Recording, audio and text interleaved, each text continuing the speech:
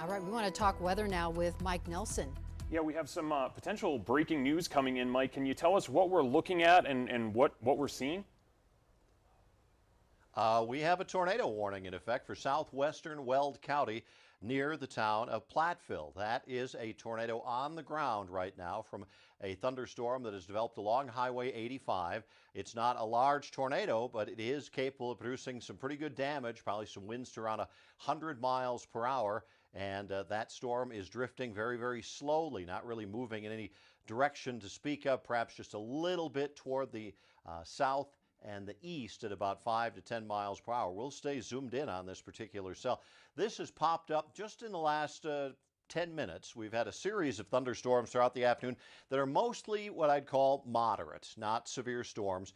But what oftentimes happens along the Front Range is that as these storms go through their life cycle and collapse out into gusty surface winds, those winds swirl together and can be drawn up into the updraft of a new developing thunderstorm and produce what we call a land spout tornado. They are tornadoes. They tend to be weak and short-lived, and oftentimes looking at them, they are larger at the bottom than they are at the top. And the reason for this is because the air is swirling in from all directions at the surface and then being drawn into a tighter and tighter vortex as it goes up toward the base of the cloud. So the areas that are affected by this are up in southwestern Weld County, which has become a pretty populated area. So we have a tornado warning that's in effect until 5:30.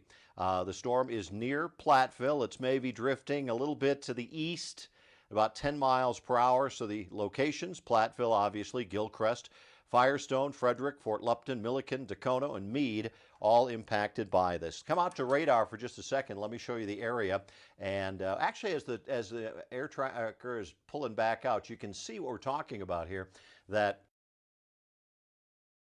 wider because the air is swirling in and then being drawn up into the parent thunderstorm up above.